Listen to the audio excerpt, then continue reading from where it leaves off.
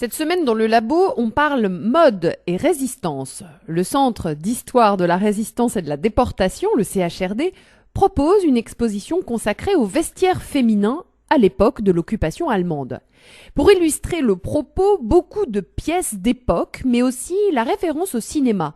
J'ai rencontré Charline Carrère. Elle est chargée des collections costumes et décors à la Cinémathèque française. Nous avons près de 2000 costumes, 2200 objets. Et en ce qui concerne les collections que je gère, il y a également donc des maquettes de décors. Il y en a à peu près 200. La Cinémathèque est également composée d'autres types de collections, de dessins, vous l'avez évoqué. Ici, il y en a 3, effectivement, qui sont présentés. Une femme française, des dessins de Jacques Fontré. Ici est présentée une robe de Romy Schneider qui a été acquise seulement cette année. C'est Corinne Jory, la costumière du film, qui gardait encore quelques costumes. Ça arrive. Et donc, il y a eu 4 costumes de Romy Schneider qui ont été donnés à la Cinémathèque, dont un présenté ici. Comment ça se passe ? Est-ce que la Cinémathèque montre au grand public régulièrement ses collections ? Alors oui, en effet. Bon, il y a d'abord le musée du cinéma au sein de la Cinémathèque à Chaillot. Nous réalisons également des expositions temporaires. Et puis, il y a les prés. Alors en effet, ici, on représente des films historiques.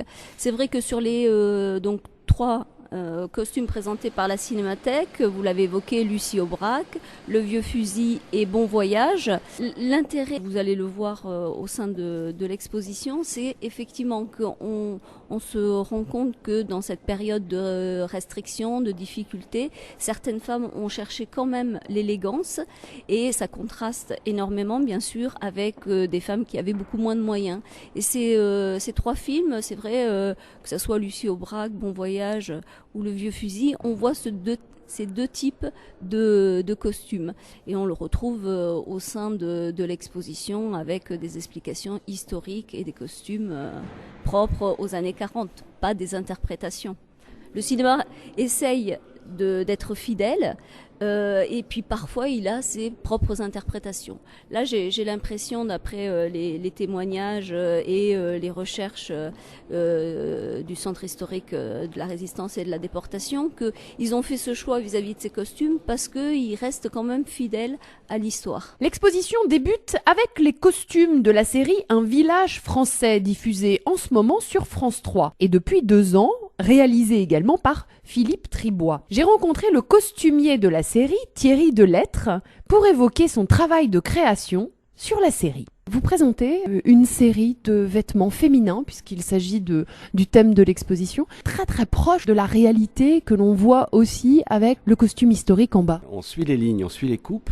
Et mon propos est plutôt de moderniser le visuel final, que cette série reste moderne.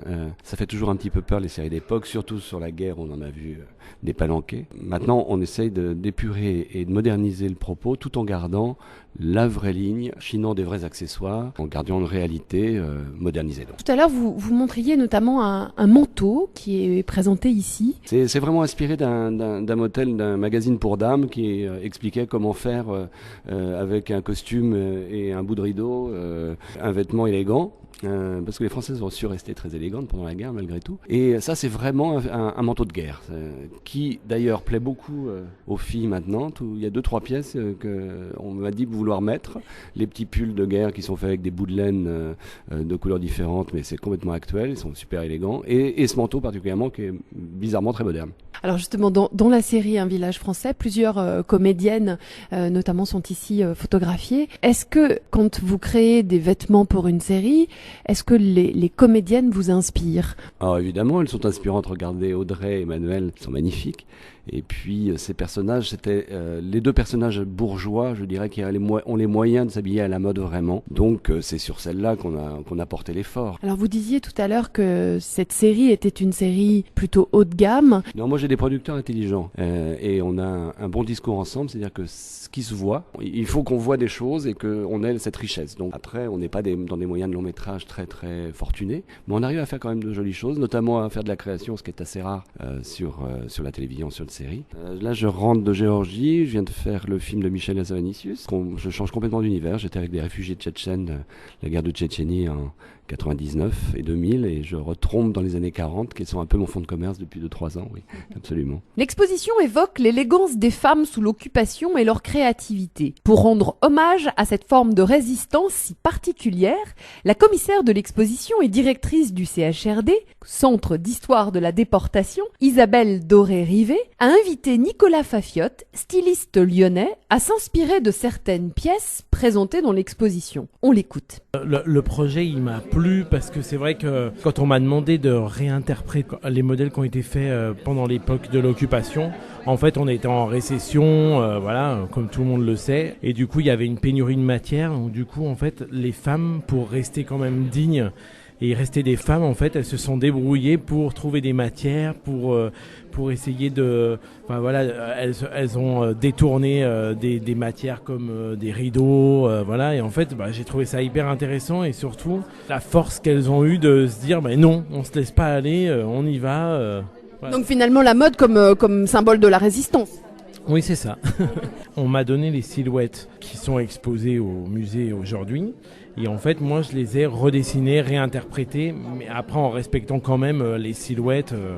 Qu'est-ce que vous trouvez beau dans cette mode justement des années 40 ? On est un peu en train de revenir à ça, c'est-à-dire beaucoup plus simple, plus structuré, côté rétro qui revient, et c'est ce qui m'a intéressé dans le projet. Alors c'est vrai que quand on regarde ces silhouettes, eh bien on n'est pas très loin d'une mode actuelle. Là, on voit les modèles qui seront exposés, ils sont vraiment uniformes. Alors après, il y avait quand même pénurie de matière, voilà. Et après, en fait, ce qui était intéressant aussi, c'est qu'il y a eu des matières qui ont été inventées à cette époque. Par exemple, il y avait plus de coton, plus de laine, la rayonne est arrivée.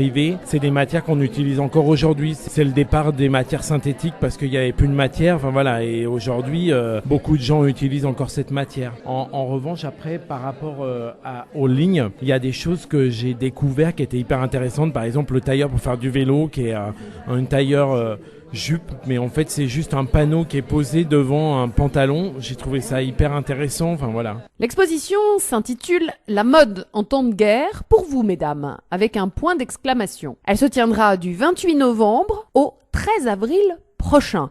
Vous avez le temps, mais ne ratez pas cette très belle exposition qui se déroule en ce moment au Centre d'histoire de la résistance et de la déportation, avenue Berthelot. Pour en savoir plus, www.chrd.lyon.fr.